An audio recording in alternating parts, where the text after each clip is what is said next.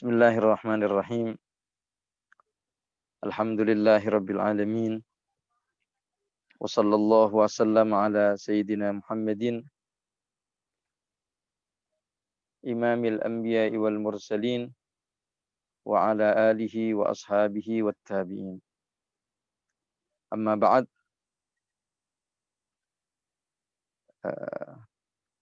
Pak Ahmad dan Pak siapa ini satunya yang hadir bersama kita, Pak Warsito. Pak Warsito, Masya Allah.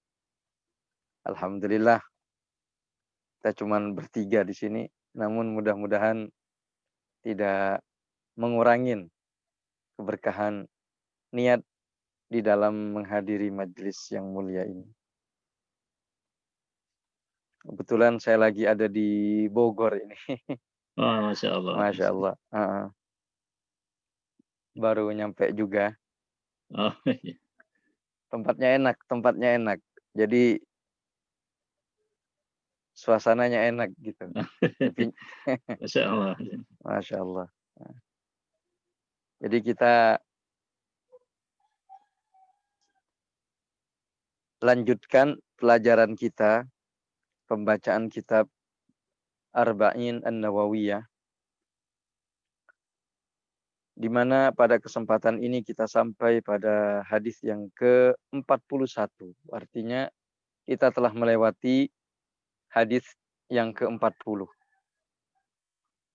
Di sini dikatakan qala rahimahullahu taala wa nafa'na bihi wa bi'ulumihi fid dharain amin ila an qala an Abi Muhammadin Abdullah bin Amr ibn al-As radhiyallahu anhuma qala Rasulullah sallallahu alaihi wa alihi wasallam la yu'minu ahadukum hatta yakuna hawahu tab'an lima ji'tu bihi.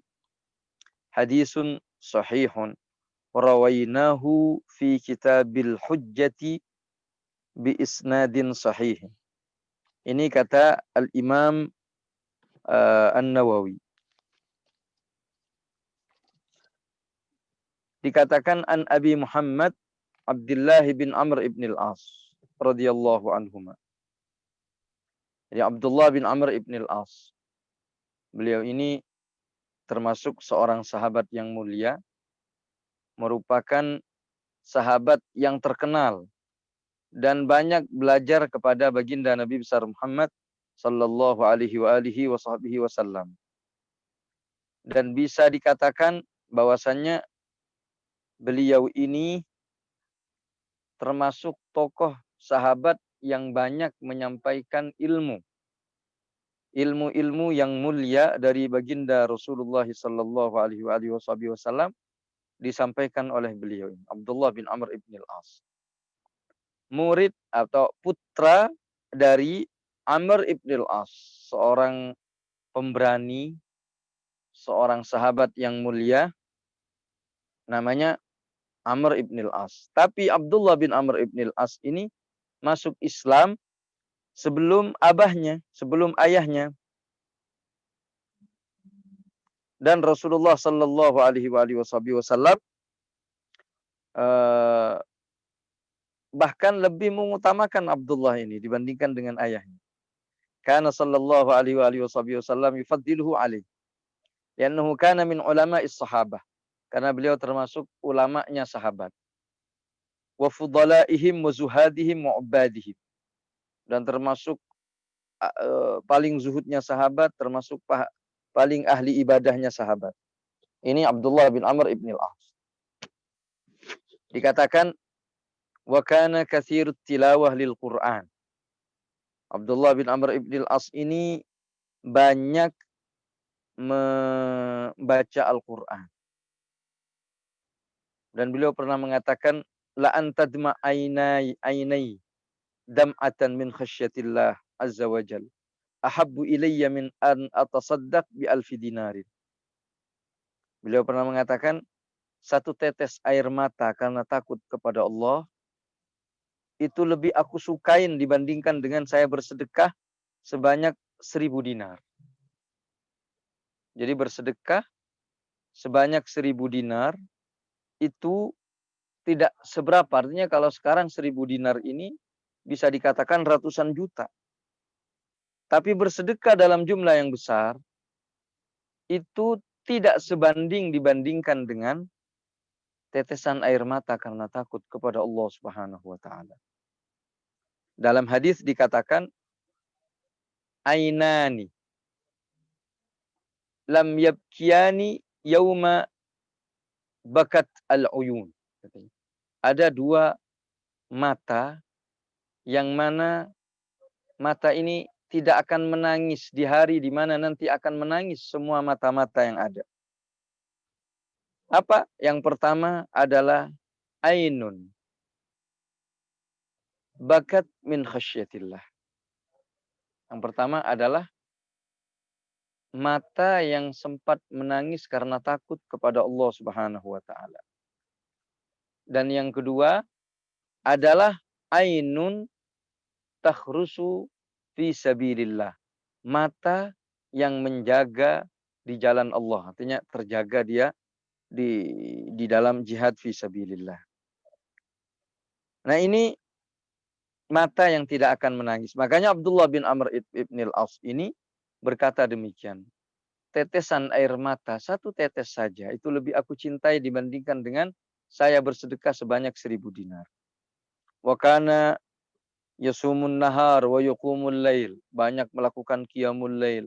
Banyak yang banyak berpuasa di siang hari. Sampai-sampai suatu saat ayahnya Amr bin As mengawinkan dia dengan seorang wanita dari Quraisy.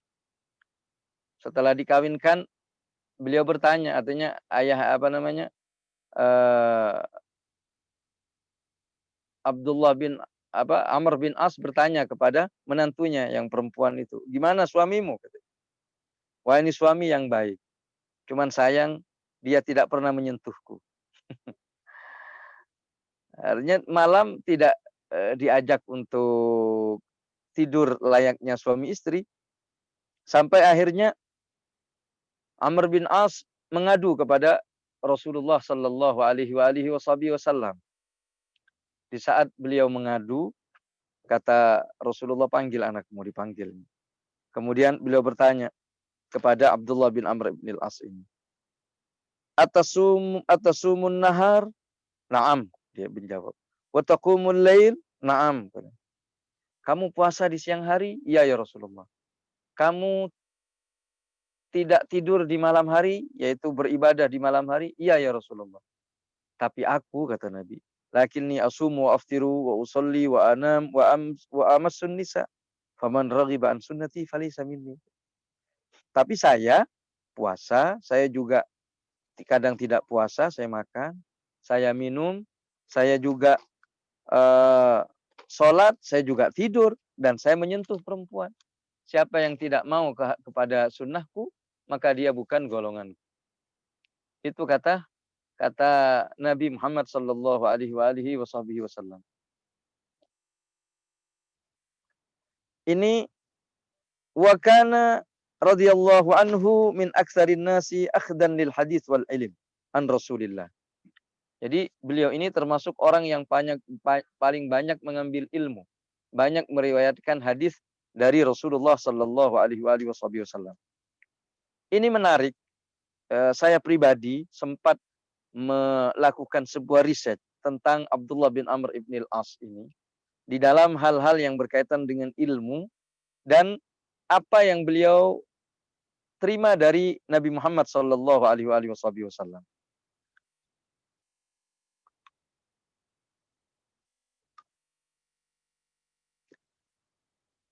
Kalau kita lihat pengaruh di dalam mazhab-mazhab yang ada. Itu ada sebuah hal yang unik di mana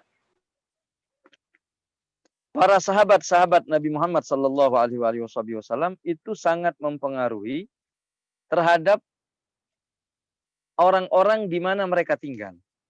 Jadi misalnya Abdullah bin Mas'ud seorang sahabat yang mulia. Beliau pergi ke Irak, tinggal di Kufah. Di situ juga ada Sayyidina Ali bin Abi Thalib yang sempat memindahkan kekuasaan khilafahnya ke Kufah. Dari Madinah menuju Kufah. Tinggal di Irak. Ini juga mempengaruhi terhadap murid-murid yang belajar kepada mereka. Nah, dari madrasah Irak ini nanti akan lahir yang namanya Imam Abu Hanifah. Beliau wafat pada tahun 1050 Hijriah. Lahir pada tahun 84 Hijriah atau 87 Hijriah. Sehingga dikatakan bahwasanya beliau sempat menututin seorang sahabat. Jadi menurut pendapat ini, beliau termasuk tabi'in. Tapi menurut jumhur, beliau tidak sempat menututin para sahabat.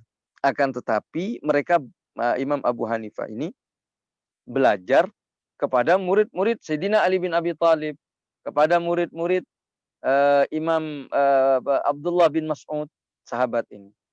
Sehingga mempengaruhi di dalam pemikiran beliau, di dalam cara berijtihad dan membentuk sebuah metodologi di dalam fikihnya.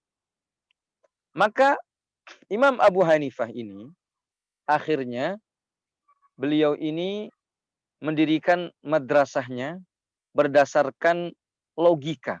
Tapi logika bukanlah logika yang konyol begitu, tapi memang betul-betul berdasarkan Alkitab was Sunnah.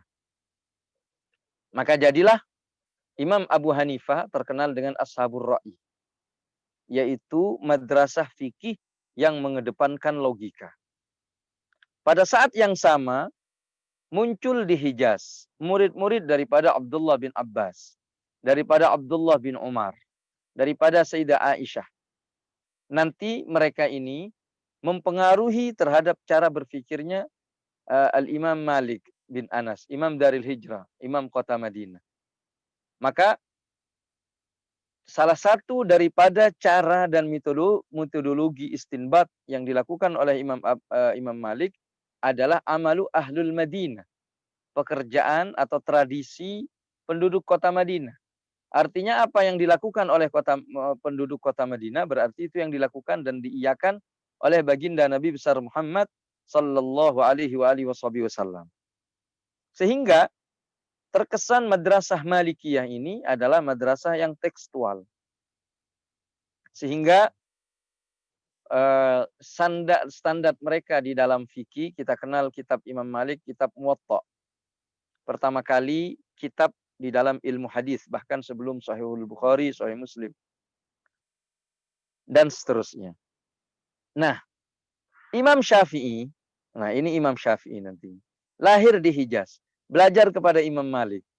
Setelah belajar kepada Imam Malik sendiri memerintahkan kepada Imam Syafi'i untuk pergi ke Irak, belajar kepada Muhammad bin Al-Hasan, murid daripada Imam Abu Hanifah. Maka di situ beliau mempelajari dua metodologi. Metodologi ahli ra'i atau pertama ahlul hadis. Madrasah ahlul hadis yaitu madrasahnya Imam Malik dan Imam Syafi'i dari kecil sudah hafal Muwatta dan sudah menjadi mufti dalam mazhab Maliki, sedangkan umur beliau berumur 15 tahun. Pindah beliau ke Irak, berjumpa dengan ashab Abu Hanifah, murid-murid daripada Imam Abu Hanifah, Muhammad bin Al-Hasan, Abu Yusuf, dan yang lainnya, maka terbentuklah pemikiran Imam Syafi'i. Dari yang tadinya tekstual, sekarang beliau mengenal yang kontekstual, mengenal ashabur ra'i. Maka beliau menggabungkan dua metodologi ini, sehingga beliau mengarang sebuah kitab yang namanya Ar-Risalah. Sebuah kitab pertama di dalam ilmu usulul fikih, yaitu ilmu di dalam metodologi beristinbat, metodologi berijtihad. Nah, para ahli usulul fikih ini semuanya pasti merujuk kepada kitab Ar-Risalah yang dikarang oleh Al-Imam Asy-Syafi'i. Makanya Imam Asy-Syafi'i ini terkenal dengan Imam Nasirus Sunnah. Di samping Imam Ahmad bin Hambal terkenal dengan Nasirus Sunnah, juga Imam Syafi'i juga terkenal dengan Nasirus Sunnah karena beliau yang menggabungkan dua metodologi yang tadinya sempat bergesekan, digabungkan oleh beliau menjadi sebuah ilmu yang sangat luar biasa. Akan tetapi Imam Syafi'i yang berijtihad dan sudah mencapai maqam mujtahid ketika beliau sudah berada di Irak dan banyak pengikutnya, kemudian beliau pada tahun 200 ya, pada tahun 200 Hijriyah. Imam Syafi'i lahir pada tahun 150 waktu meninggalnya Imam Abu Hanifah. Makanya dikatakan matal imam wa wulidal imam. Seorang imam meninggal, lahirlah seorang imam di tahun yang sama, 150 Hijriah. Pada tahun 200 Imam Syafi'i itu pergi ke Irak, pergi ke Mesir. Dan mazhabnya nantinya ada kaul yang disebut dengan kaul qadim, yaitu di mana Imam Syafi'i berada di Irak. Kemudian ketika beliau pergi ke Mesir, nah di sini yang ingin saya sampaikan. Pergi ke Mesir, ternyata Imam Syafi'i banyak merubah pendapat-pendapatnya sehingga kaul atau pendapat Imam Syafi'i setelah kepindahan beliau ke Mesir itu disebut dengan kaul jadid, pendapat baru. Ternyata di situ Imam Syafi'i banyak berjumpa dengan orang-orang yang hebat. Siapa mereka? Mereka adalah murid-murid daripada Imam Laits. Dan Imam Syafi'i pernah berkata, "Anna Laits bin Sa'ad afqahu minal Malik." Imam Laits ini lebih ahli fikih, lebih mumpuni di dalam fikih dibandingkan dengan Imam Malik, katanya. Laula dhayya'ahu ashabu. Sayang murid-muridnya tidak melaksanakan dengan baik amanah gurunya. Artinya tidak ada yang mendokumentasikan, tidak ada yang menyebarkan madhabnya. Maka hilanglah madhab Imam Laits ini. Padahal pada hakikatnya madhabnya Imam Laits itu sangat luar biasa. Sampai-sampai Imam Malik sendiri mengakuin bahwa madhab Imam Laits adalah madhab yang sangat luar biasa. Dan Imam Syafi'i setelah berjumpa dengan madhab atau murid-murid Imam Laits itu banyak merubah pendapat-pendapatnya. Nah, Imam Laits ini sendiri merupakan kepanjangan tangan daripada sahabat Abdullah bin Amr ibn al-As. Karena ketika Amr ibn al-As itu menjadi khalifah, menjadi gubernur di Mesir, dan beliau yang menaklukkan Mesir, kemudian beliau diangkat oleh Sayyidina Umar menjadi khalifah. Selama bertahun-tahun beliau berada menjadi gubernur. Nah, Abdullah bin Amr ibn al-As, anaknya Amr bin As ini pindah ke sana dan mengajar di sana, menyebarkan ilmu di sana. Maka madrasah Misriyah, madrasah Mesir sangat luar biasa sampai hari ini. Keberkahannya sampai luar biasa. Para a'immah terutama dalam mazhab Syafi'i, para imam dalam mazhab Syafi'i itu banyak dari Mesir. Katakan Imam Ibnu Hajar Al-Asqalani yang memiliki syarah Bukhari, pengarang kitab Bulughul Maram. Katakan Syekh Zakaria Al-Ansari. Belum lagi ada Syekh Asy-Syarqawi, ada Syekh Ibnu Hajar Al-Haytami, ada Syekh Imam Romli. Semuanya adalah orang-orang yang hebat. Dan mereka lahir daripada madrasah Misriyah. Madrasahnya Imam Syafi'i yang ada di Mesir. Dan terpengaruh dengan Imam Laits di sini. Ternyata setelah kami perhatikan dari riwayat-riwayat yang diriwayatkan oleh Abdullah bin Amr ibn al-As ini, ternyata sangat luar biasa. Hadis-hadisnya itu bukan hadis-hadis sembarangan, tapi hadis yang sangat esensi di dalam Islam. Bukan hanya sekedar simbolik, tapi lubbul Islam. Intisari dalam Islam itu banyak diriwayatkan oleh Abdullah bin Amr ibn al-As. Artinya, betapa selektifnya Abdullah bin Amr ibn al-As belajar kepada Nabi dan menangkap pesan-pesan mulia Nabi Muhammad sallallahu alaihi wasallam yang sifatnya esensi dan beliau riwayatkan, beliau sampaikan kepada murid-muridnya. Sangat luar biasa.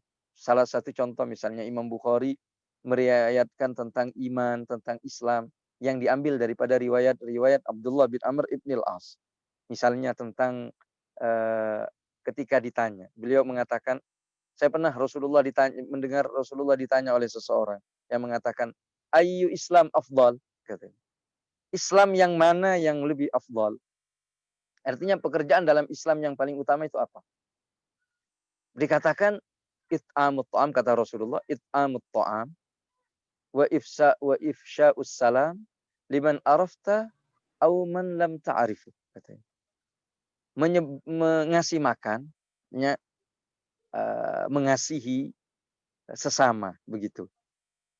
Kemudian menyebarkan perdamaian kepada orang yang kau kenal atau yang tidak engkau kenal. Menyebarkan ifsya'us salam, menyebarkan salam kepada yang kau kenal ataupun orang yang tidak engkau kenal. Begitu. Artinya kepada bagaimana esensi daripada agama itu disampaikan oleh Nabi, dan yang menangkapnya adalah Abdullah bin Amr ibn al-As, dan beliau sampaikan. Banyak dalam riwayat-riwayat Imam Bukhari. Nah, di sini juga sahabat Nabi Abdullah bin Amr ibn al-As ini juga menyampaikan sebuah hadis yang sangat luar biasa. Hadis dari Rasulullah sallallahu alaihi wasallam yang mengatakan, la yu'minu ahadukum, ai imanan kamila, tidak sempurna iman salah seorang di antara kalian, hatta sehingga yakunu hawahu, sehingga hawa nafsunya, keinginannya, kecenderungannya taba'an, itu ikut, ay tabi'an, lima ji'tu bihi, terhadap apa-apa yang aku bawa. Artinya syariat al-mutahhar. Maksudnya, ay la yakmulu imanu ahadin hatta yahwa biqalbi wa yamil bitab'i ila ma ja'a bihin nabiyyu sallallahu alaihi wasallam min ad-din. Kamailihi limahbubatihi ad-dunyawiyyati allati jubilatin nafsu 'alal mail ilaiha. Nah, ini luar biasa ini. Ini hadis singkat, padat, tapi sangat luar biasa. Bagaimana menjadikan hobi kita, keinginan kita, orientasi kita itu bisa lebih cenderung terhadap syariat. Bagaimana menjadikan kecintaan kita, jadi kalau kita senang terhadap hal-hal yang bersifat duniawi, kita suka harta, kita suka pasangan kita, anak kita suka kepada mereka. Nah, kita juga mempunyai perasaan yang sama, kecenderungan yang sama terhadap apa-apa yang dibawa oleh Nabi Muhammad sallallahu alaihi wasallam, sama seperti kecenderungan kita terhadap hal-hal tersebut. La ilaha illallah. Artinya kita sangat senang tatkala kita berada di dalam sujud. Kita sangat senang tatkala kita berada di dalam munajah kepada Allah. Kita membaca Al-Qur'an. Kita merasakan, ya Allah, ini adalah saat-saat yang paling nikmat dalam hidup.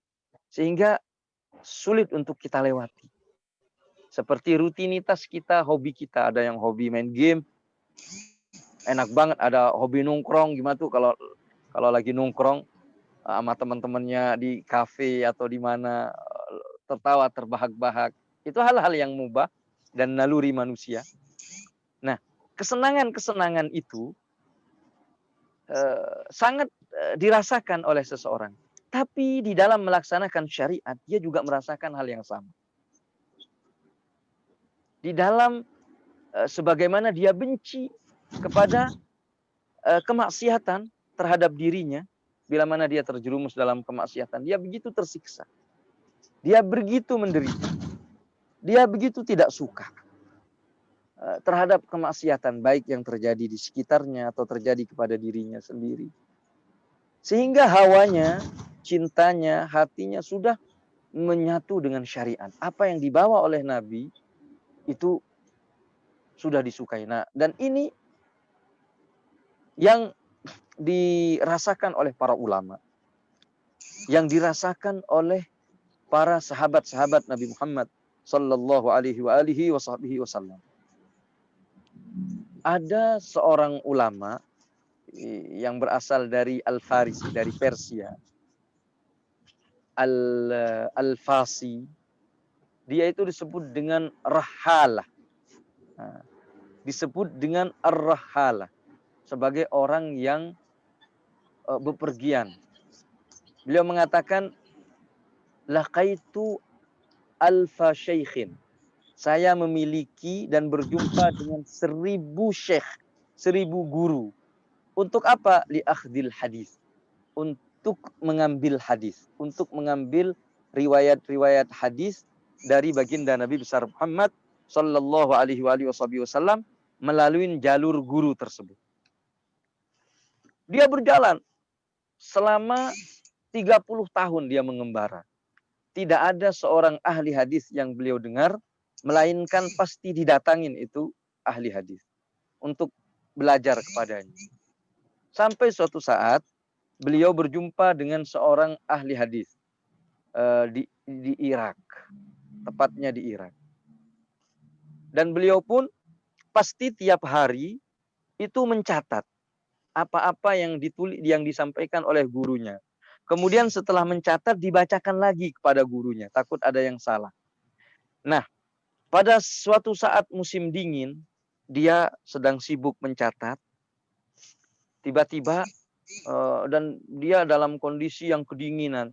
Tahu-tahu ada air menetes pas di matanya. Sehingga membuat matanya buta. Karena musim dingin saat itu. Ya Allah, pas dia buta, dia tidak bisa melanjutkan tulisan-tulisan itu. Dan dia begitu terpukul dengan kejadian itu. Sakit, buta. Menangis malam itu sejadi-jadi. Dan beliau sendirian. Tidak ada orang. Karena saat itu beliau tinggal di sebuah gubuk, ngontrak gitu milik seseorang. Dia kontrak. Tiap hari dia datangin gurunya. Kemudian pulang ke gubuk itu.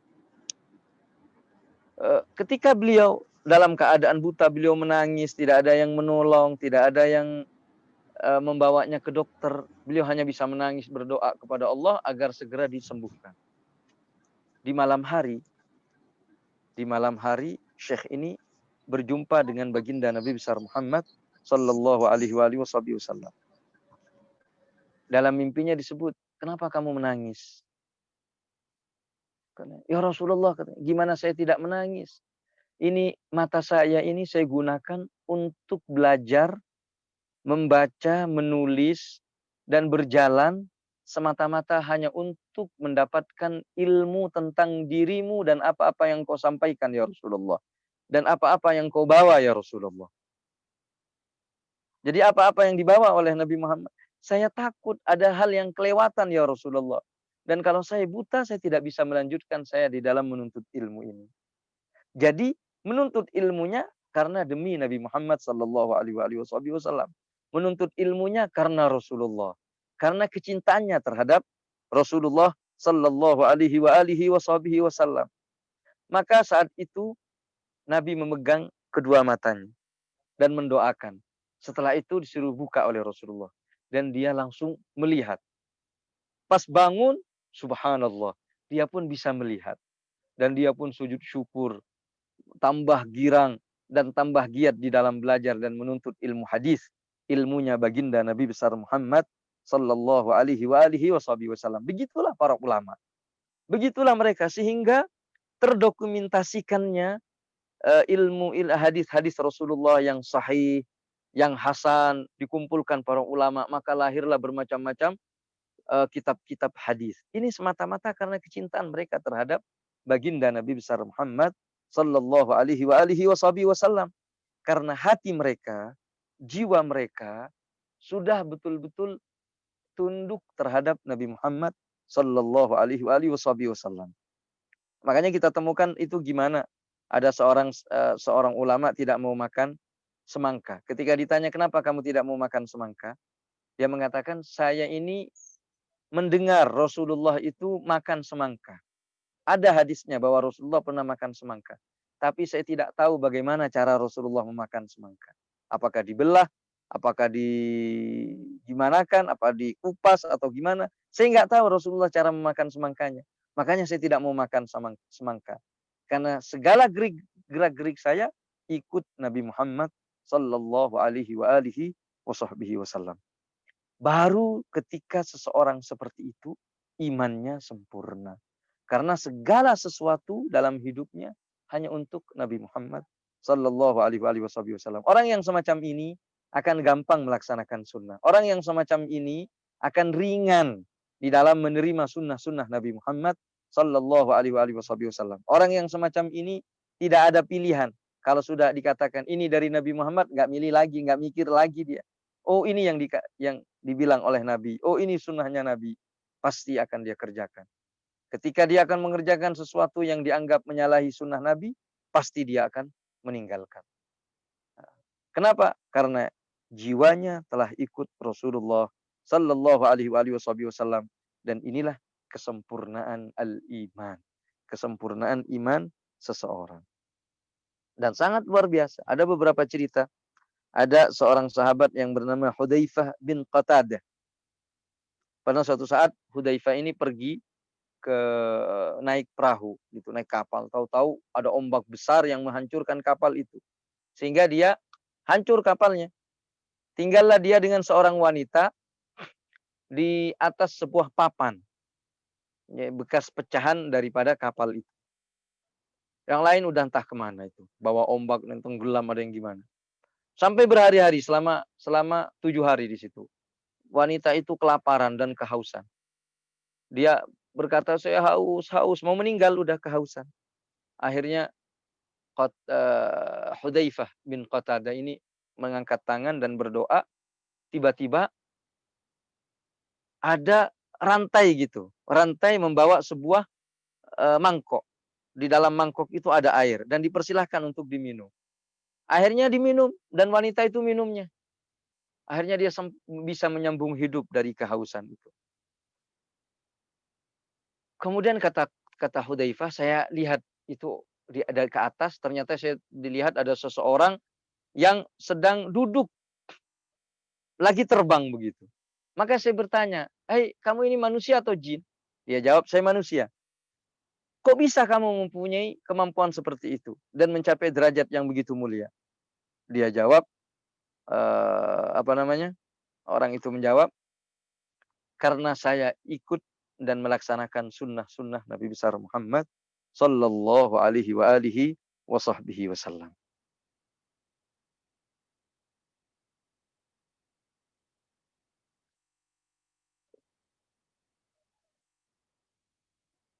Ini pentingnya kita melawan hawa nafsu kita. Menjadikan hawa nafsu kita tunduk terhadap syariat baginda Nabi besar Muhammad sallallahu alaihi wa alihi wa sahbihi wasallam. Ini kira-kira hadis yang ke-41. Nah, kita lanjutkan pada hadis yang ke-42 di mana dikatakan an Anasin radhiyallahu anhu qala sami'tu Rasulullah sallallahu alaihi wasallam yaqul qala Allah ta'ala ya ibna Adam innaka ma da'awtani wa rajawtani ghafartu laka ala ma kana minka wala ubali. Allah, ya ibna Adam law balaghat law balaghat dunubuka inana as-sama summa astaghfartani ghafartu lak wala ubali. Ya ibna Adam innaka law ataitani biqirabil ardi khataaya thumma laqitani la tusyrik bi syai'a la ataituka biqarabiha maghfiratan. Rawahu Tirmidzi wa qala hadisun hasanun sahih. Ini hadis sangat luar biasa yang melambangkan betapa kasih sayang Allah kepada hamba-hambanya, khususnya manusia, itu sangat luar biasa. Karena kata Sayyidina Anas bin Malik, saya mendengar Rasulullah sallallahu alaihi wasallam bersabda, beliau bersabda, qala Allah Ta'ala, Allah berfirman. Artinya ini hadis-hadis qudsi. Ya ibna Adam, wahai anak Adam, innaka ma da'awtani wa rajautani ghafartu laka ala ma kana minka. Wahai anak Adam, selagi engkau berdoa kepadaku, mengharap kepadaku, mengabdi kepadaku, kata Allah, maka aku ampuni apapun yang kalian kerjakan sebelumnya. Wala ubali, dan saya tidak peduli. Allah nggak peduli lagi dengan dosa-dosa kita. Nah, ini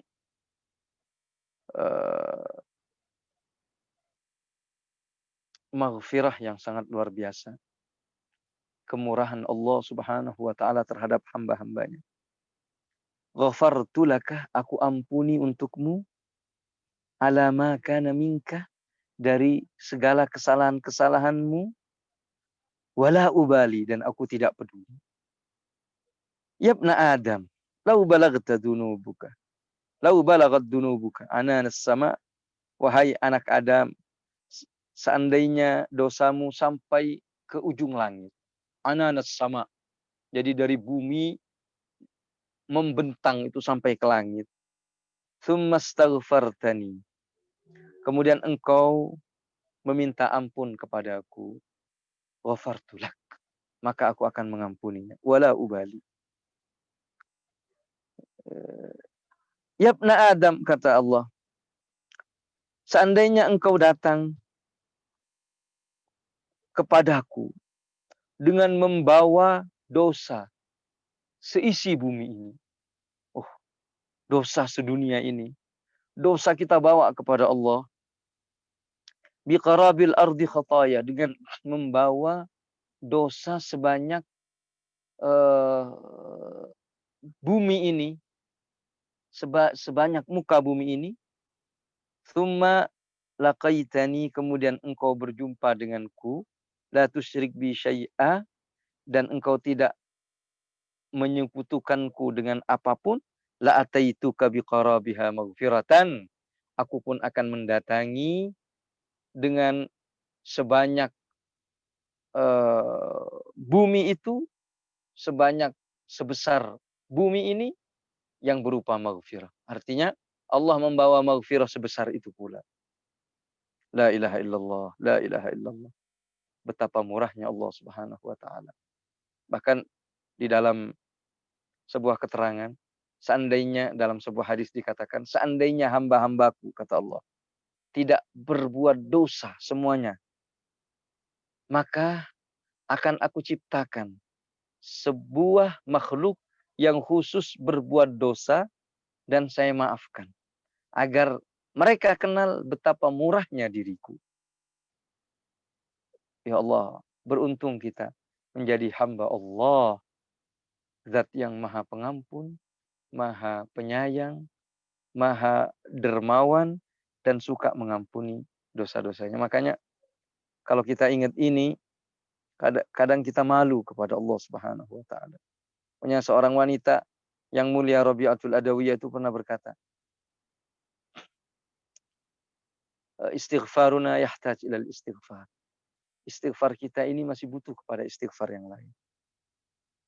Karena betapa Allah Subhanahu wa taala telah mengampuni segala-galanya untuk kita semua.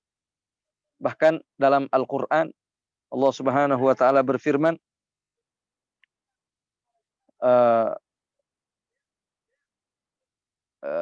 wa qul, kata, li'ibadi alladzina asrafu ala anfusihim,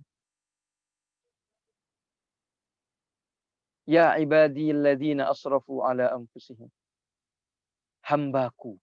Allah menisbahkan orang-orang yang zalim, alladzina asrafu ala anfusihim, yang la taqnatu min rahmatillah, janganlah engkau putus asa. Jadi katakan kepada hamba-hambaku, wa qul li ibadiyalladzina asrafu ala anfusihim, la taqnatu min rahmatillah, janganlah engkau berputus asa dari rahmat Allah. Innallaha yaghfirud dzunuba jami'a, sesungguhnya Allah mengampuni semua dosa. La ilaha illallah.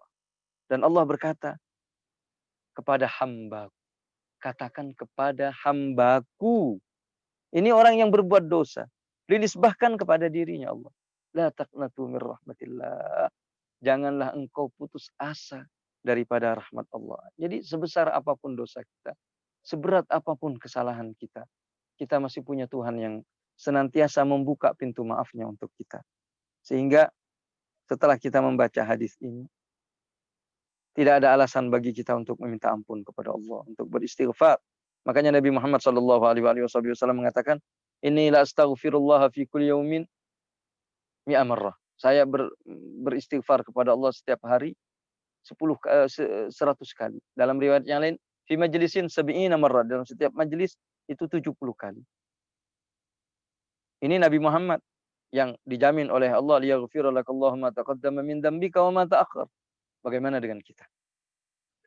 Nabi yang memang dijamin oleh Allah Subhanahu wa taala. Bagaimana dengan kita?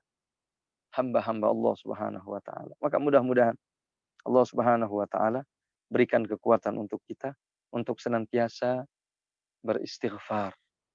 Jadi kita saat ini amalan yang paling baik adalah istighfar, bersolawat kepada Nabi Muhammad, dan qiraatul Quran, dan membaca Al-Quran. Mudah-mudahan Allah kasih kita taufik sehingga kita bisa banyak beristighfar kepada Allah Subhanahu wa taala, dan mudah-mudahan Allah berikan keistiqomahan iman di dalam diri kita. Wassallallahu ala sayyidina Muhammad wa ala alihi wa sahbihi wasallam walhamdulillahi rabbil alamin.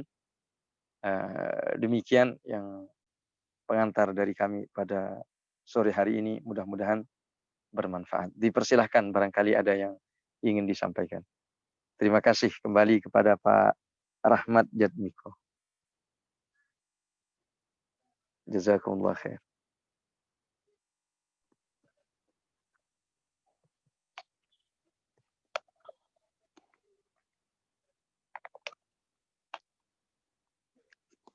Baik, terima kasih Ustaz atas penyampaian materinya. Silakan rekan-rekan sekalian yang ingin bertanya kepada Ustaz, kami persilakan. Silakan.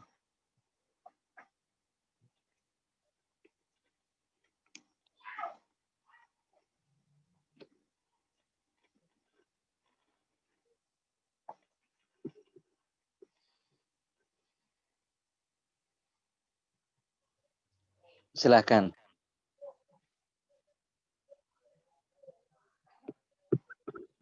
Assalamualaikum warahmatullahi wabarakatuh.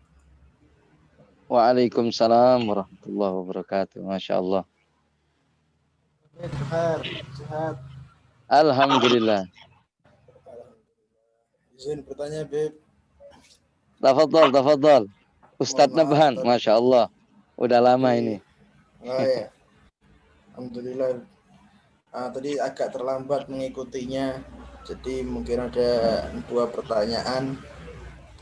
Satu mungkin tadi kalau sudah terbahas ya mungkin bisa diulang sedikit. Yang pertama, atas apa yang Anda sudah dengar barusan penjelasan bahwa tadi kan ampunan Allah itu begitu besar, begitu luas, sehingga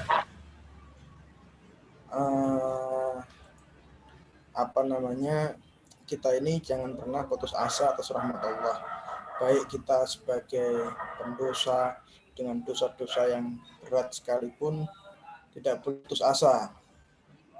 Namun kita juga bagi orang-orang mungkin yang tidak melakukan perbuatan yang salah ataupun dosa, kita mengharap hukuman atau balasan bagi orang-orang yang zalim atau yang berbuat salah tersebut.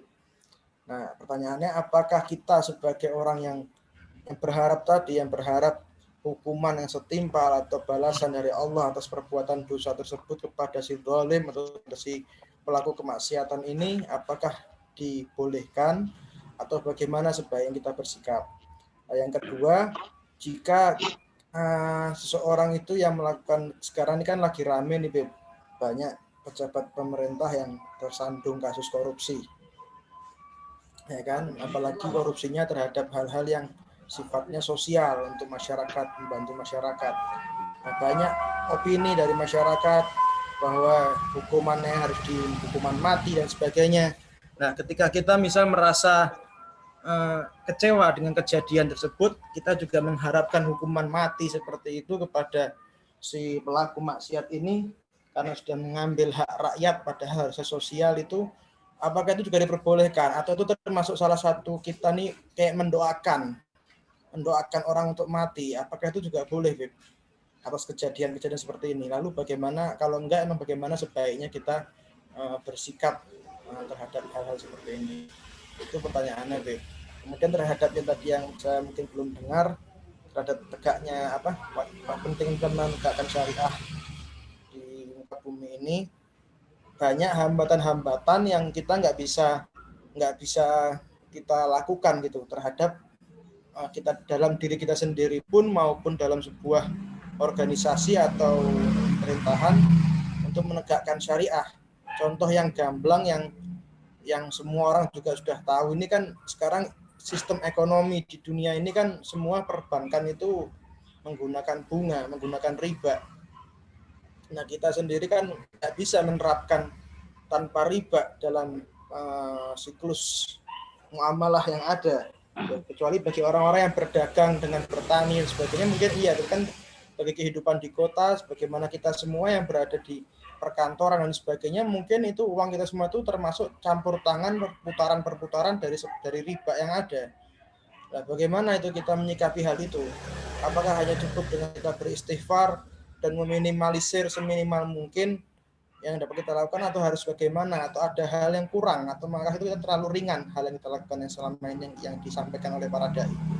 Mungkin itu, Beb. Terima kasih. Oke, terima kasih, Masya Allah. Semangat Ustadz Nabhan ini. Mendoakan jelek kepada orang itu tidak boleh. Mahmakan, apapun alasannya. Dalam tafsir Ibnu Katsir, Rasulullah Shallallahu Alaihi Wasallam pernah mendapatkan ayat dari Allah Subhanahu Wa Taala. Tatkala beliau berdoa kepada kaum alaika bizzakwan. Jadi Rasulullah pernah berdoa kepada beberapa kaum dan beberapa individu yang terlalu keras di dalam mengganggu Nabi Muhammad, sehingga didoakan jelek oleh Rasulullah. Maka di situ Allah Subhanahu Wa Taala menurunkan ayat, di mana ayatnya ini asbabul wurud atau asbabun nuzul dari ayat tersebut karena kejadian ini. Apa isi ayat itu? Kata Allah Subhanahu Wa Taala, laisa laka minal amri syai'. Wahai kekasihku Muhammad, ini urusan bukan urusanmu, itu urusanku. Artinya tugasmu sampaikan dengan baik. Adapun diterima ataupun tidak, itu bukan urusan kamu. Sehingga tidak perlu kamu mendoakan mereka dengan doa-doa yang jelek. Ini bukan urusanmu, kata Allah Subhanahu Wa Taala. Tapi ini adalah urusanku. Kamu bersabarlah. Sampai-sampai sahabat itu datang kepada Nabi Muhammad Shallallahu Alaihi Wasallam tatkala Rasulullah itu terkena serpihan besi. Jadi ada semacam kayak pancing begitu masuk di pipi Nabi Muhammad, sehingga masuk ke dalam gigi geraham Rasulullah Shallallahu Alaihi Wasallam. Sehingga Talha ibn Abdillah, seorang sahabat Nabi Muhammad, itu tidak tega melihat dan ingin mengeluarkan serpihan besi yang menempel kepada Rasulullah itu. Jadi ada semacam senjata itu, kayak senjatanya ninja gitu. Itu digigit oleh Talha, digigit untuk dikeluarkan dari wajah Nabi. Akhirnya yang copot bukan itu besi, tapi tanggal giginya Talha. Di yang kanan tadinya, yang kiri pun juga demikian. Semuanya tanggal. Akhirnya setelah diusahakan baru keluar itu. Dan menetes air darah dari Rasulullah Sallallahu Alaihi Wasallam.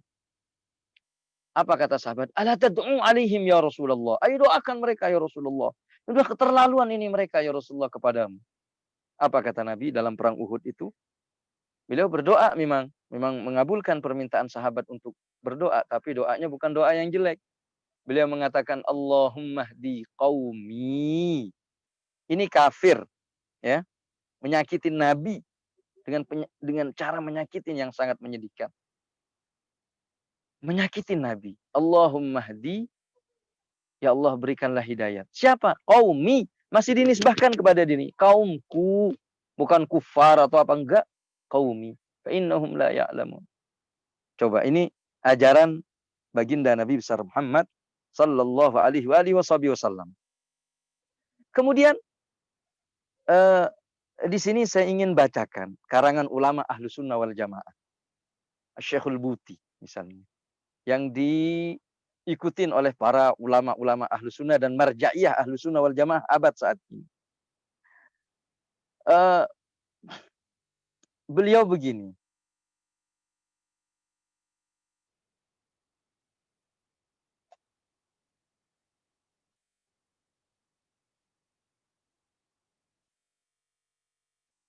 Di antara adab, di antara apa yang harus dilakukan seorang da'i adalah ad-du'a liwaliyil amri bitaufiq lima yurdillah azza wa jal wa ayyuzidahu Allahu imanan bihi wa ta'ziman li hurmatihi wa hadha ma kana alaihi ulama'ul muslimin wa salafun as-salih. Ya, berdoa, ya, mendoakan kepada pemerintah, kepada waliul amr. Doa dengan apa? Bitaufik, agar Allah memberi mereka taufik. Dan Allah tambahi iman mereka. Dan Allah beri kesadaran kepada mereka. Dan ini yang dilakukan oleh para ulamaul muslimin, baik yang dulu ataupun yang mutaakhirin. Ini kata Syekh Buti, ya. Beliau menyebutkan siapa saja ulama itu. Ada Fakhrul Razi, ada Imam Ghazali, ada Imam Malik, dan beberapa imam yang nanti akan disebutkan dalam kitab ini. Kata beliau, wa in ajabani la yanqadi min ikhwatin yadulluna yursiluna ilayya al-istinkar tilwa istinkar min ad-du'a liwali amril mu'minin bihujjatin annahum la yuhibbuna aw mudayikuna minhu. Saya heran, kata Syekh Al-Buti, kepada teman-teman saya, sebagian saudara-saudara yang begitu benci kepada saya, ingkar kepada saya, karena saya mendoakan baik kepada waliul amr dan mendorong orang untuk berdoa untuk kebaikan pemerintah. Dengan alasan, bukankah itu pemerintah zalim, pemerintah yang menyakitin, pemerintah yang begini, yang begitu. Maka saya jawab, wa ana aqulu li haula'il ikhwah. Maka saya jawab untuk saudara-saudaraku ini. Beliau menganalogikan ibarat kita berada di dalam sebuah pesawat. Maka kapten atau pilotnya itu apakah akan kita doakan baik atau kita doakan jelek, misalnya celaka, misalnya pingsan atau bagaimana? Atau kita doakan biar pilot itu sehat sampai kita nyampe di tujuan. Nah, kata beliau, sedangkan kapten atau pilot di dalam urusan kita ini selagi kita masih di dunia, itu adalah mereka, pemerintah yang ada saat ini. Waliul amri huwa rubban safina al-mujtama. Bagaimanapun juga pemerintah itu adalah kapten dari masyarakat ini, dari bangsa ini. In ahbabtahu am lam tuhibbuhu. Kamu suka ataupun kamu tidak sukai mereka. Hadal insan, manusia ini, wallahu umurana, syi'na am abaina. Realitanya, Allah Subhanahu wa ta'ala mengangkat mereka ini sebagai seorang penguasa. Mau kita suka ataupun tidak kita suka. Realitanya seperti itu. Tayyib, kalau memang demikian, terus apakah kita doakan dengan doa yang jelek? Kita doakan dengan doa yang bagaimana jadinya kalau dia tambah jelek? Bagaimana jadinya kalau dia tambah sesat? ya tambah kacau balau, kalau dia jauh dari Allah, ya semakin hancur ini bangsa, ini masyarakat. Disebabkan yang berkuasa adalah orang-orang yang seperti itu. Tapi kalau kita menginginkan kebaikan, kenapa tidak kita doakan dengan doa-doa yang baik? Makanya bila mencontohkan ini, karena Imam Malik radhiyallahu anhu syadidal hirs ala du'a li walil amri. Wa kana hadha sya'an tabi'in kullihim. Dulu Imam Malik itu sangat selalu mendoakan waliul amr. Dan Imam Malik, jangan tanya itu Imam Malik oleh Marwan bin Al-Hakam. Itu Imam Malik, ya Allah, diapain? Sampai Imam Malik itu sekian lama nggak sholat Jumat. Karena selalu ditindak, bahkan beliau dicambuk, bahkan beliau diintimidasi. Tapi meskipun digituin, Imam Malik tetap mendoakan. Fudail bin Iyad, la ya'lu juhdan fid du'a li Harun ar-Rasyid. Ini Fudail bin Iyad.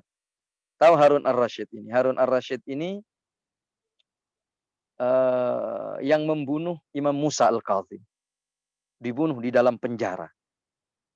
Harun ar-Rasyid ini mengecor keluarga Nabi sebanyak 100 orang. Diceritakan oleh Imam Suyuti di dalam kitab Tarikhul Khulafa. Jadi kalau kita mau bicara tentang hubungan dengan penguasa dan ilmu secara fikih dan yang diakuin oleh Ahlus Sunnah wal Jamaah, ini ilmunya. Apa kata Fudail bin Iyad? Siapa yang tidak kenal Fudail bin Iyad? Kata Imam Abdullah bin Mubarak, belum pernah saya menemukan orang yang lebih afdal daripada Fudail bin Iyad. Dan begitu juga para tabi'in, kata Syekhul Buti. Wa huwal qail, dialah Fudail bin Iyad yang berkata, "Lau anna li da'watan mustajabatan la sayyartuha lil imam." Seandainya saya memiliki doa yang diterima oleh Allah secara casplang begitu, akan saya arahkan doa itu untuk imam. Kenapa? Wa kaifa dzalika ya Aba Ali? Kok bisa demikian wahai Aba Ali? Katanya. Ditanya Fudail bin Iyad. Qala mata sayyartuha fi nafsi lam tajuzni. Kalau doa-doa mustajabah itu saya gunakan hanya untuk diriku sendiri, maka ya hanya untuk kepentingan diri saya. Wa mata sayyartuha fil imam fa islahul imam islahul ibad wal bilad. Tapi di saat saya gunakan, saya arahkan untuk imam, maka bukan hanya saya yang mendapatkan kebaikan, tapi negara akan baik. Rakyat juga akan merasakan kebaikan. Nah, inilah kenapa kita dalam Ahlus Sunnah wal Jamaah itu juga yang dilakukan oleh Al-Imam Ali Zainal Abidin. Setelah ayah beliau dibunuh oleh penguasa yang zalim, Imam Ali Zainal Abidin tidak mengangkat senjata berperang dengan Yazid bin Muawiyah yang begitu kejam dan zalim. Penakut Imam Ali Zainal Abidin. Kemudian setelah itu ada lagi Al-Imam Muhammadil Bagir, putranya.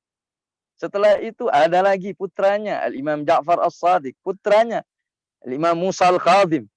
Ini kakek dari Ustadz Nabhan ini. Musa Al-Kazim. Dan seterusnya. Mereka berpegang teguh terhadap Ahlu Sunnah wal Jamaah. Sampai-sampai dikatakan, kata Nabi Muhammad SAW, wal alaika bis-sam'i wat ta'ah. Alaika bis-sam'i wat ta'ah. Hendaknya engkau sudahlah luzumul jamaah. Jangan bikin keributan, katanya.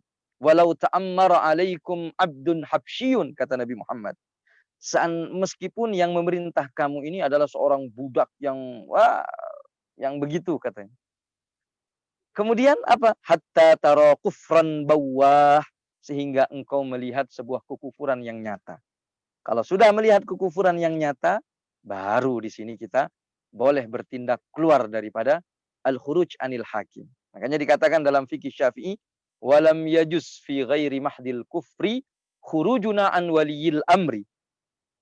Walam yajuz fi ghairi mahdil kufri, tidak boleh di selain kekufuran kita menentang waliul amri. Terus kita tidak amar ma'ruf nahi mungkar. Maaf ini agak panjang ya. Tapi buat pengetahuan kita, biar kita tidak terjebak di dalam fitnah akhir zaman. Saya teruskan di sini dalam kitab ini. Ya wajib kita harus amar ma'ruf nahi mungkar. Tapi bagaimana cara amar ma'ruf nahi mungkarnya? Di sini dikatakan cara amar ma'ruf nahi mungkar itu adalah dengan cara yang baik, dengan cara yang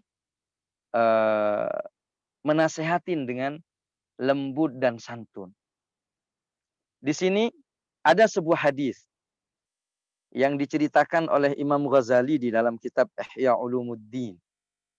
Kemudian ada hadis yang diriwayatkan oleh Mustadrak Imam Hakim, juga Al-Baihaqi, juga Tabrani, juga Al-Haythami di dalam Majma'iz Zawaid dan banyak lagi.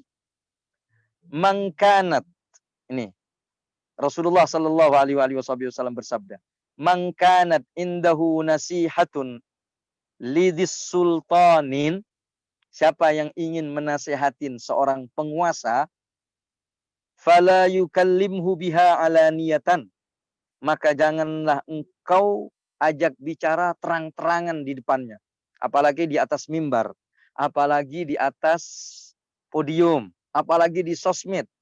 Kadangkala dianya nggak dengar nasihat-nasihat kita. Apa kata Nabi Muhammad? Wal ya'khud biyadih falyakhlu bihi, maka hendaknya engkau ajak dia pelan-pelan.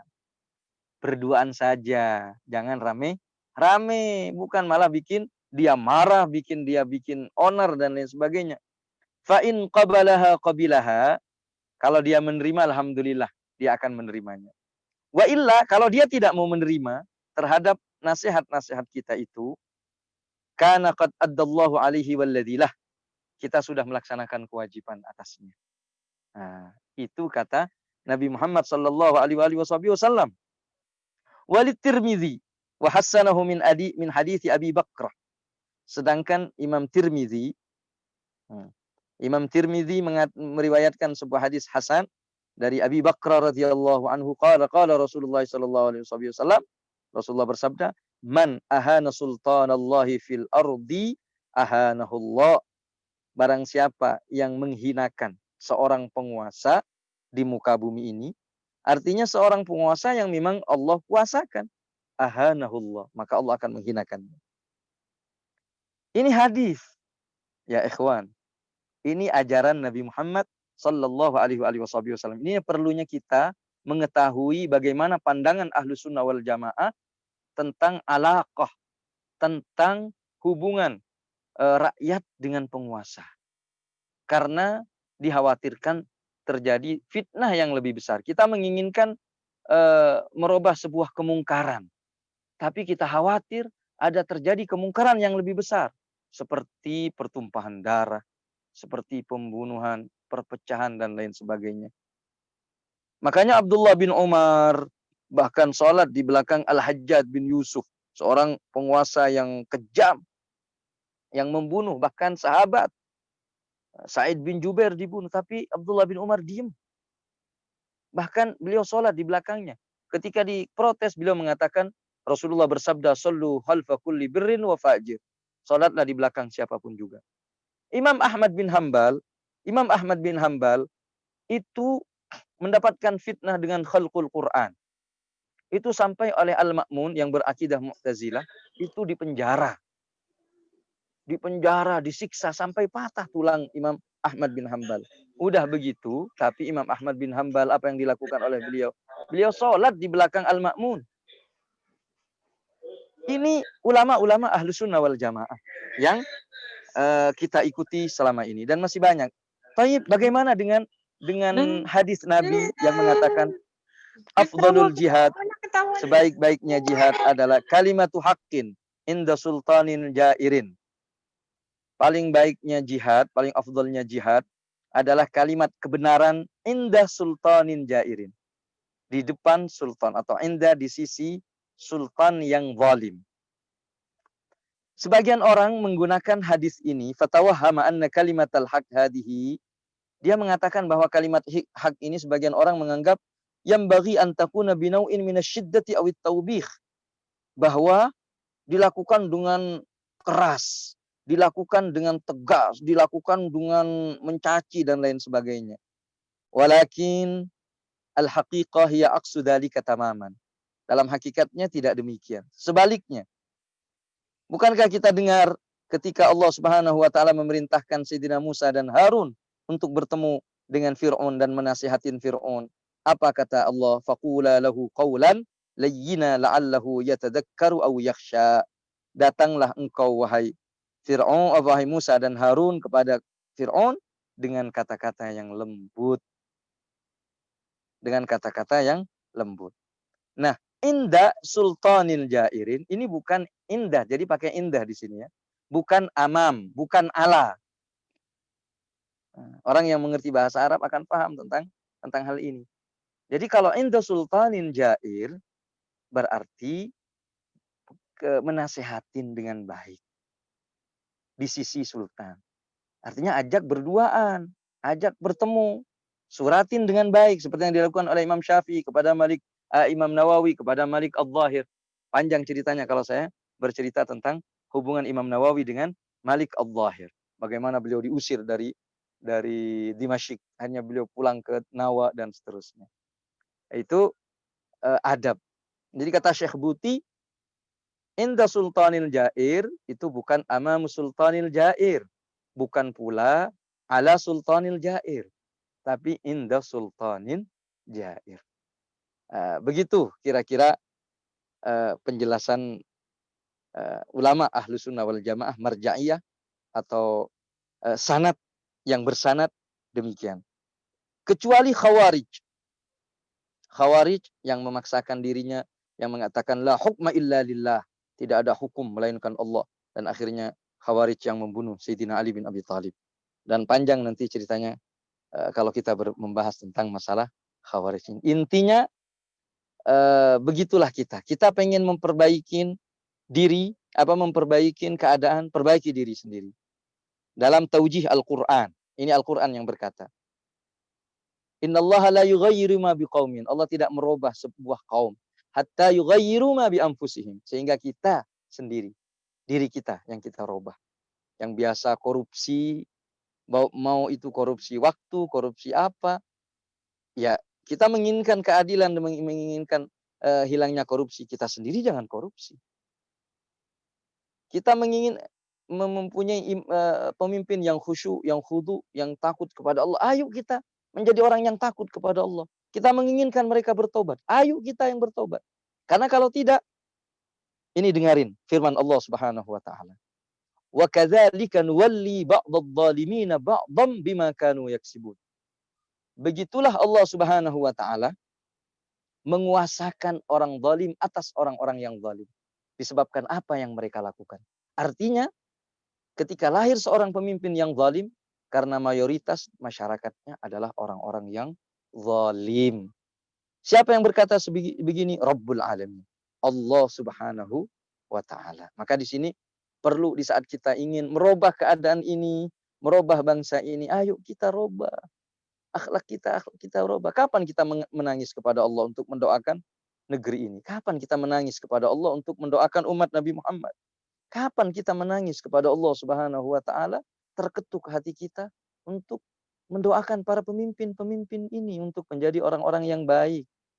Barangkali dengan doa kita diterima oleh Allah, mereka sadar, mereka bertobat, yang korupsi menjadi tidak korupsi. Adapun penegakan hukum itu wajib dilaksanakan. Hukum mati dalam fikih boleh hukum mati. Silahkan dilaksanakan. Dengan hukum-hukum yang menegakkan. Tapi urusan kita dengan Allah Subhanahu wa taala. Beresin urusan kita dengan Allah. Beresin urusan kita dengan hawa nafsu. Beresin, di situ kita akan mendapatkan nilai keimanan, dan di situ kita akan mendapatkan nilai kedamaian, kejayaan Islam, kejayaan syariat, seperti yang kita damba-dambakan selama ini. Namun, bila mana kita masih berani bermaksiat, jangan salahkan orang lain juga ikut bermaksiat. Kita masih berani berbuat dosa dalam bentuk apapun dosa itu, jangan salahkan orang lain untuk tidak berbuat dosa. Termasuk dalam hal ini para penguasa-penguasa yang Allah kuasakan atas diri kita semua. Wabil asaf syadid, kata orang Arab. Meskipun dalam kondisi yang seperti ini, mau tidak mau, bagaimana lagi kondisi seperti ini? Saatnya kita kembali kepada Allah Subhanahu wa taala. Masya Allah, demikian. Mohon maaf, ini pertanyaan karena apa namanya penting saya sampaikan seperti ini dan saya sudah menyampaikan apa yang perlu kami sampaikan. Terima kasih. Silakan kita kembalikan lagi kepada Pak Rahman.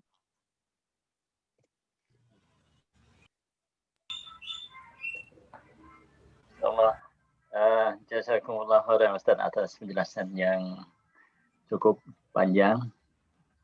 Mudah-mudahan Pak Nabhan bisa puas dengan jawaban Ustaz. Pak Jatmiko, mohon maaf Pak, nyambung sedikit boleh Pak? Ya, silakan Pak Nabhan. Ya, terima kasih. Boleh ini. Pak Jatmiko. Terima kasih untuk Ustaz Hamid atas penjelasannya. Di sini menunjukkan memang kita tidak boleh sampai berlaku yang kelewat batas lah terhadap hal-hal muamalah antara masyarakat dengan pemerintah. Cuman saya agak mungkin kurang bisa menangkap tadi yang terkait pertanyaan saya itu. Tadi disebutkan bahwa pengampunan Allah itu begitu luas dan besar, namun kan memang ketika kita melihat sebagai orang yang tidak bermaksiat dalam masalah maksiat tersebut, yang kasus yang sekarang ini kan pejabat korupsi dana bansos atau sosial untuk masyarakat, lalu muncul problematika di masyarakat apakah hukum mati dan tidak sebagainya, lalu kita sebagai orang yang awam ini mendukung dan meminta untuk dihukum mati karena sosial, itu seperti itu. Apakah kita itu melanggar atas janji Allah bahwa ampunan Allah sangat luas, atau itu boleh-boleh aja? Bisa seperti itu. Apakah kalau seperti itu boleh? Apakah kita ini termasuk orang yang menutup jalan ampunan Allah terhadap si orang tersebut, atau itu boleh-boleh aja dan tidak menyalahi aturan? Bisa seperti itu. Mungkin itu bisa dijelaskan lebih Tidak. Itu tidak menyalahi aturan. Benar. Artinya selagi konstitusi kita memperbolehkan untuk hukuman mati dan ditegakkan itu konstitusi, itu hukum, maka kita boleh mendukung dan bahkan kita wajib untuk mendukung demi ditegakkan keadilan. Karena menegakkan keadilan merupakan bagian daripada menjalankan syariat Allah Subhanahu wa taala. Apakah kita mendukung itu berarti menutup pintu rahmat Allah kepada seseorang? Tidak. Tidak, kita tidak menutup.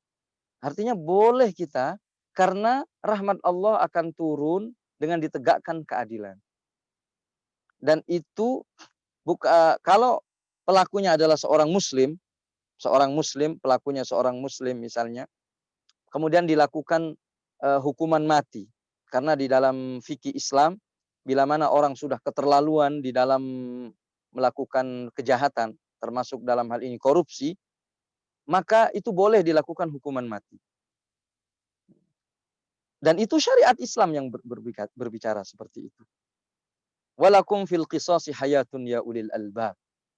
Nah, dengan dilaksanakan dan dipraktekkan itu, nah disitulah. Nah, nanti bagaimana dia pelakunya? Bahkan dia bisa menjadi orang yang bertaubat, bahkan dia bisa menjadi masuk surga di saat dia dihukum mati. Belum tentu di saat kita kasih kesempatan untuk bertaubat, untuk ngaji, untuk apa, terus tidak kita hukum mati misalnya, dia akan masuk surga, belum tentu. Artinya itu boleh-boleh saja dan sah-sah saja melaksanakan hukum yang sudah disepakatin, itu adalah bagian daripada syariat dan itu tidak bertentangan dengan hadis tadi. Begitu kira-kira. Oke, jazakallah khair Ustaz. Untuk yang kedua Ustaz, yang terkait penegakan syariah, kita yang hidup di dunia di kota ini tadi terkait bunga, bagaimana, apakah hanya dengan kita meminimalisir itu cukup atau ada hal lebih yang bisa kita lakukan Ustaz? Terima kasih Ustaz.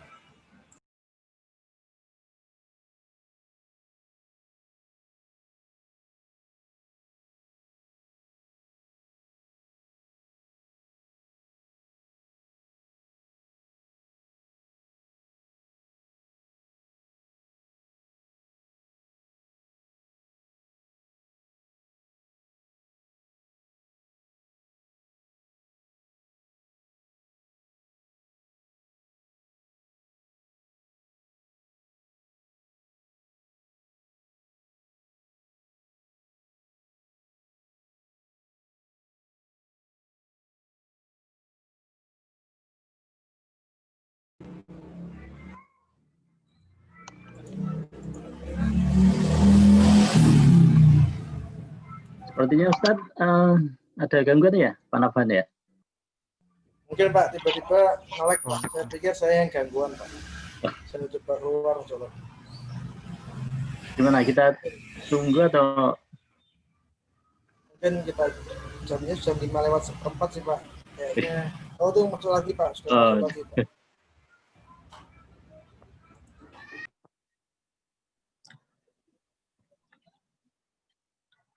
Mohon maaf tadi. Mohon maaf tadi ada kesalahan teknis, mati nih handphonenya. Handphonenya mati. Ada pertanyaan gimana kalau bertaubat kemudian ngulangin lagi. Jawabannya seperti jawaban Nabi Muhammad SAW.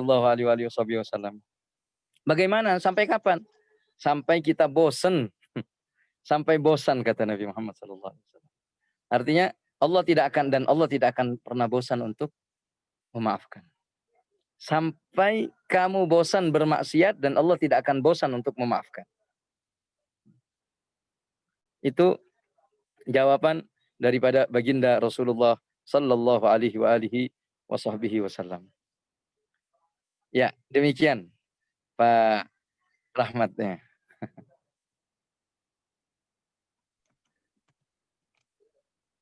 Baik, Ustadz atas penjelasannya. Mungkin kalau misalnya tidak ada pertanyaan lagi, kita tutup aja Ustadz. Ustadz. Baik, jazakumullah khair. Terima kasih banyak semuanya, Masya Allah, atas perhatiannya. Mudah-mudahan di hari yang mulia ini, hari Jumat ini, mudah-mudahan Allah Subhanahu wa Ta'ala memberkahi kita semua dan menjadikan kita sebagai orang-orang yang husnul khatimah.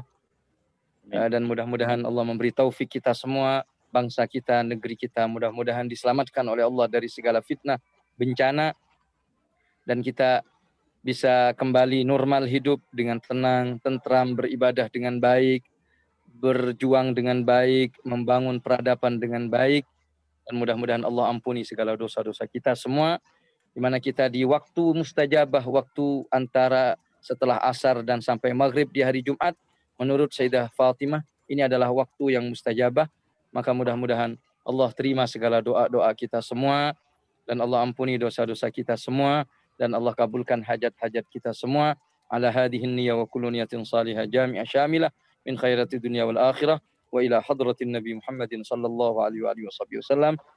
Al-Fatihah.